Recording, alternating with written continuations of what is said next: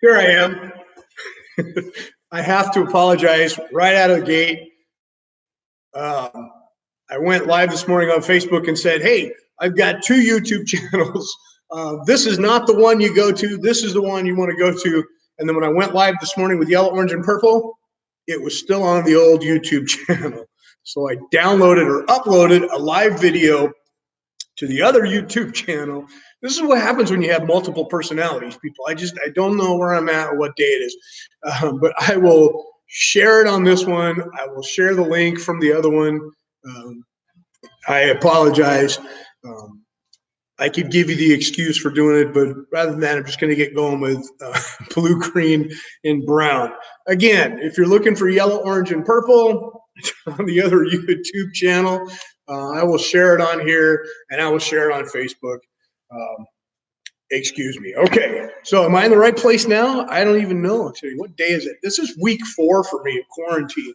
And I'll tell you what, as together as I am and as focused as I can be, I miss my daily lessons in here with you guys. And it kind of throws me off.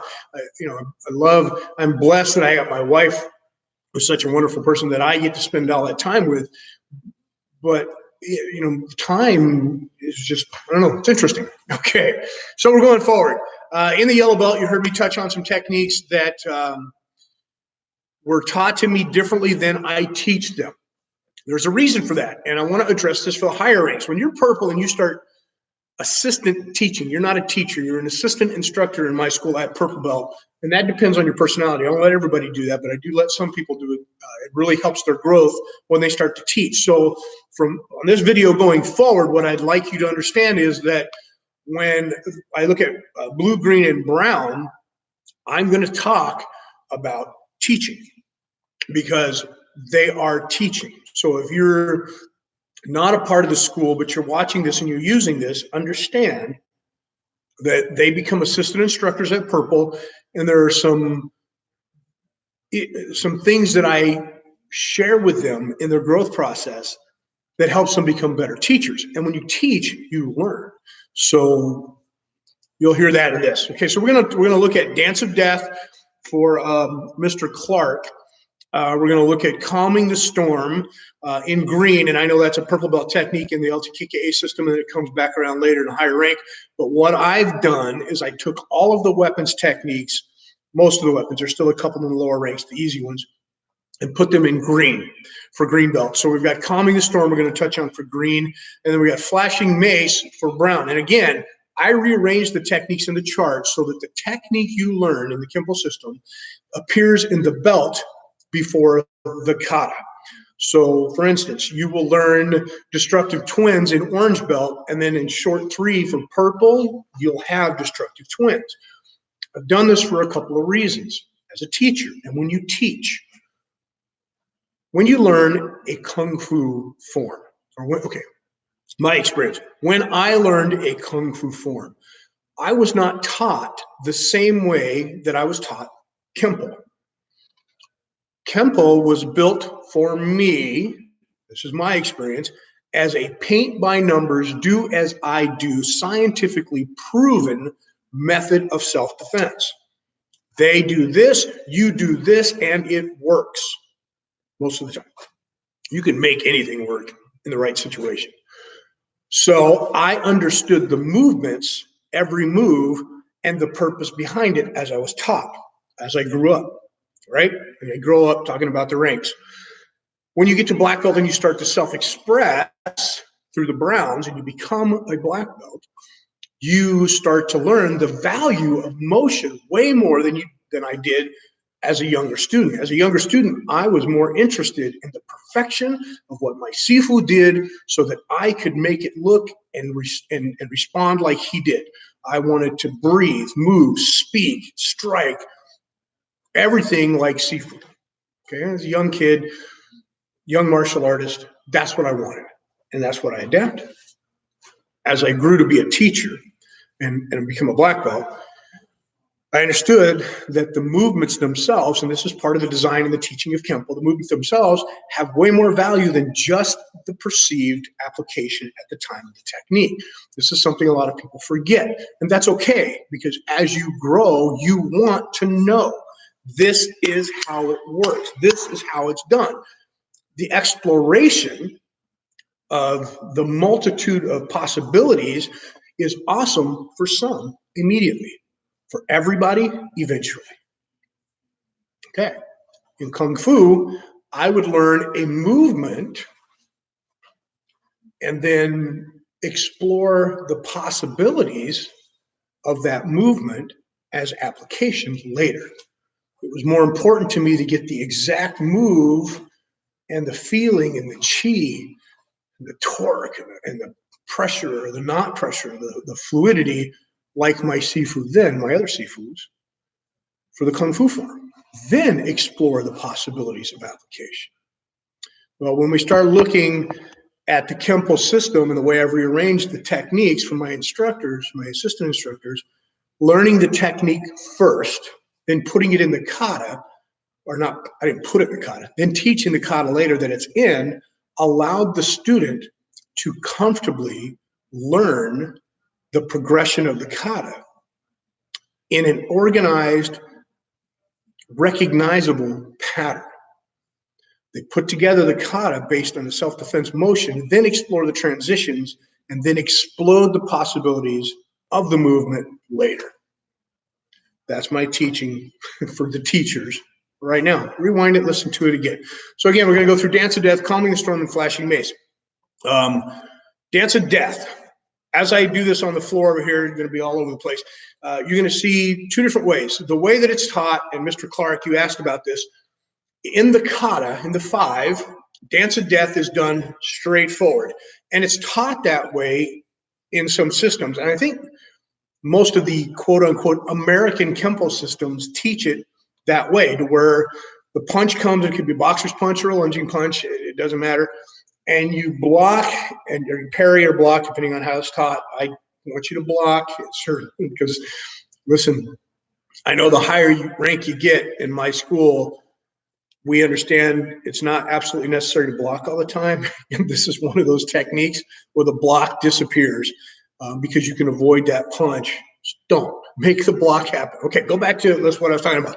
Most of the systems you'll see will block, ridge hand to the groin or reverse hammer fist, and then C-step, maintaining that forward position, grabbing up the leg, C-step, still facing their opponent, and take them down right in front of them.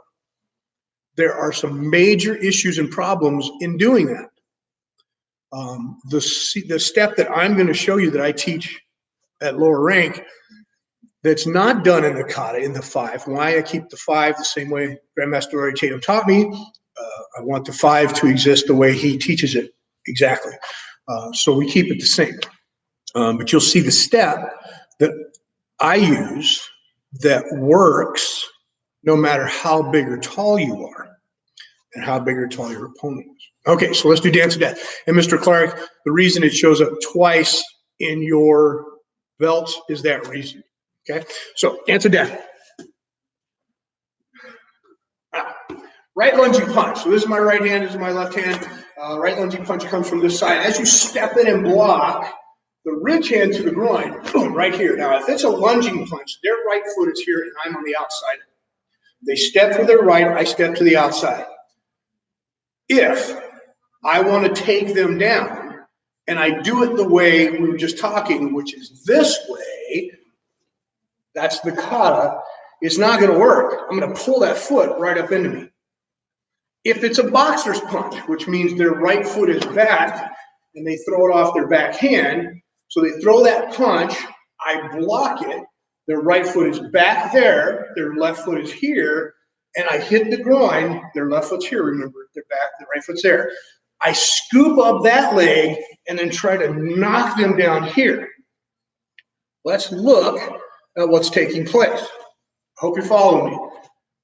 Punch comes, boxer's punch, right foot's back, left foot's forward. Got it? Left foot's forward, right foot's back. They throw the punch this way. So from your perspective, this is where my opponent is standing.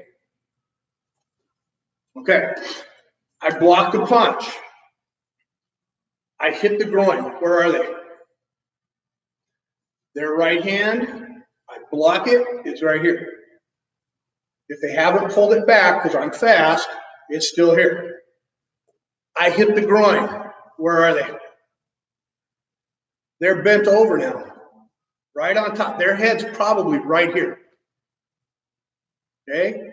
How in the world do you effectively go from their hand, their head, their leg, their body in to take them down without them grabbing a hold of you for balance or control or fear?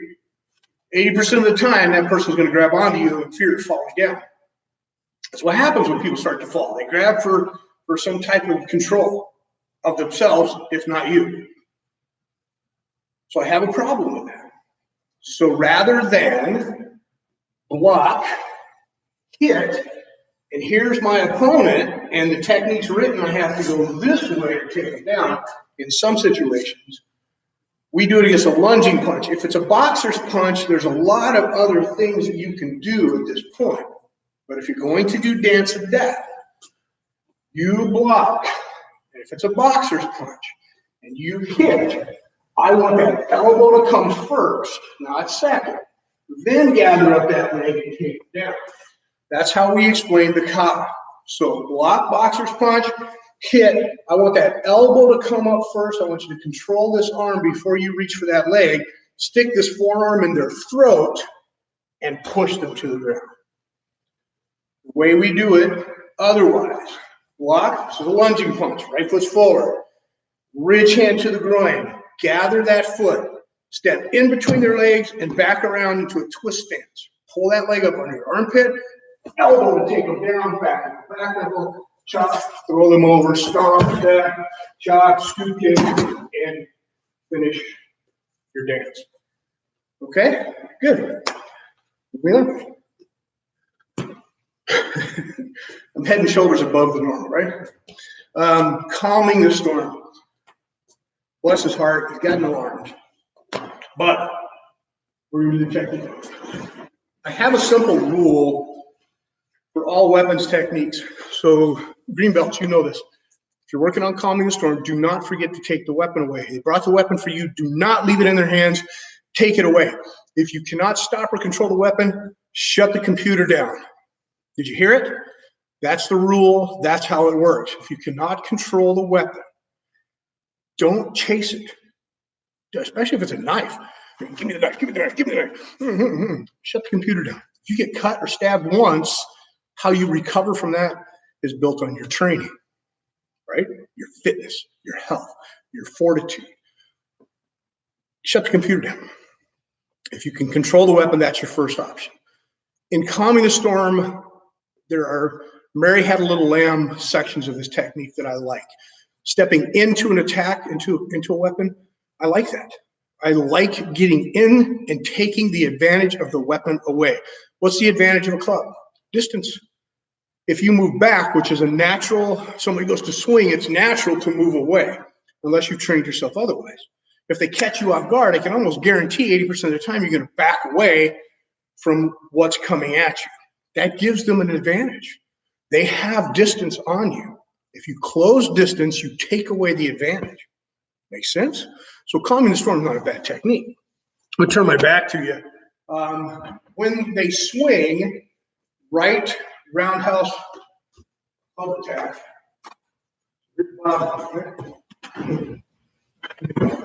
By the way, this is Old Yeller. If you guys don't know what Old Yeller is, welcome to Casa Grande, Kenpo 101, George Watson's stance, fixer-upper.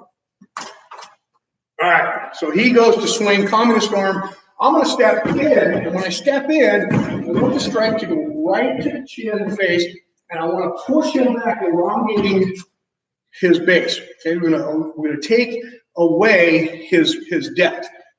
When we do, I'm going to do an extended outward block to the club. Know that if I stand here and do the extended outward and punch, I can hit him. But if you were paying attention, with his wrist hits my forearm, that club is going to come around. Still has the advantage.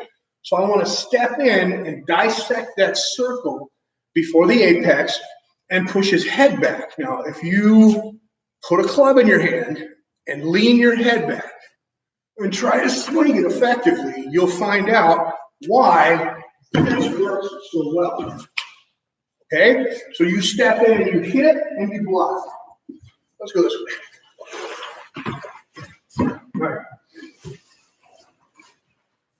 When you hit the chin, and by the way, those of you that have a bob and don't have any weight in them, shame on you. Put some weight in there. And you hit it and you block. From here, you're going to punch to the ribs. I've seen it done this way. I don't agree with this. I want to be on top of my arm. Then when I pull back, this way, I've got my hand on the inside of his arm and on the rib cage. From here, he still has the stick. Right this position, you can track the wrist, causing the stick to move, strike to the back of his elbow and just hold his hand. That stick will move this way. When it does, take it away. Thank you. Calm in the storm. Step in. 1, 2, 3. Take the stick. Okay. Good. Good. Bob. Calm in the storm. Ready? 1, 2, 3. Pop. Take the stick away. Flashing mace. Okay. Turning your back on a person. Flashing mace. Turning your back on a person is never my idea of it's never a good idea in my opinion. In this situation, I want you to work on it. What I see people doing for flashing mace is they take too many steps. I'll get Bob out here and show you what I mean. But it's natural when I teach this for people to want to take 2 steps as opposed to 1 to turn around for that back note. So flashing mace, right lunging punch. We're going to use hammer fist. And one of the other things that I see that goes on with this is people, when they do the block, if I teach hitting the elbow and hitting the wrist, that scimitar block, people focus too much on that block and they miss the rest of the technique. What I mean by that is when somebody throws a right punch and you step back and you do this block, or even if you step forward and you do this block, and you get prepared for that hammer fist. If you learn that you can catch the wrist and hit the elbow and kind of hyperextend their arm, please don't make that your focus. Okay, that's not what happens if you make it your focus is you turn your opponent out of position for the rest of the technique. Not only that, you might spin them back into another direction. So as the punch comes in and you step, you hit and block, get the arm out of the way, hammer fist to the temple. You should be a little bit more forward after the punch. I hit the temple to turn his head. When I step, this is what I'm talking about. I will step at an angle, turn, and make a back move. A lot of people think or feel they need to do 1, 2 steps. And that puts them in a bad position. Okay? Once more time. Go over your body. Right. So he throws a punch. That's his lunging punch. I block it. I hit the temple. I step and I mirror. Now I'm not right next to him. I'm behind him at an angle. Back. Push the arm down. Moving over him.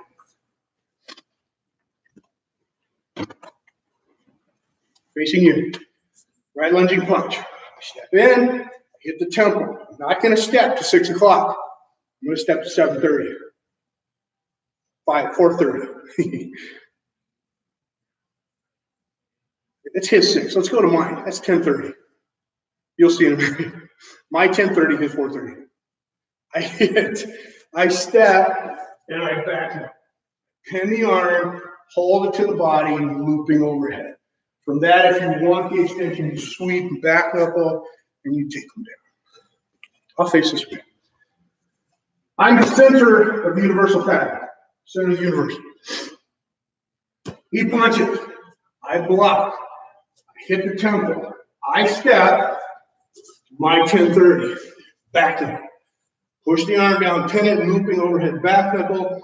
That'll lighten his feet. I'm going to take out that leg, back knuckle check, drop. Flashing mace. Okay, guys. Hope you had fun with that. If you have any questions, please post them. What we got? Mr. Motley.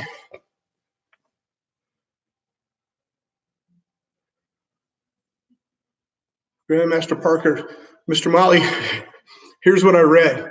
Grandmaster Parker does it in pink. I had to keep reading Pink Panther. I love that movie. Grandmaster Parker does it in pink. I didn't understand what you were trying to say. Yeah. What, flashing mace? Cool. Watch the way he steps. And I don't know if he does the scimitar block or not. I like it. I like all those extra blocks, but don't focus on them. What happens is, especially if you're teaching them, your student will think that's so cool that everything else goes out the window. It's kind of like the knee and leg checks and thundering hammers. Once you teach those leg checks, everything else goes out the window.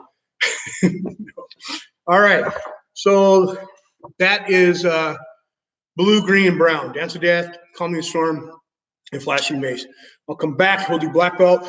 We'll do some ninja stuff, and I can probably do. We'll come back with a video. I really want an opponent for the black belt stuff. I can do the sword draws. And Mr. Beeman, you're going to start working on 18 Buddha palm, right? So hook, palm, rolling block, outer block, palm, step, hook, palm, palm. Maybe I can get it on a dummy. We'll see how I feel in a second. All right, Mr. Motley, Nancy, thank you. Sorry about the other YouTube. That was funny as hell. Share that with as many people as you want, okay? And share this too if you want to. I love you. We'll have a good day. Yeah, something like that.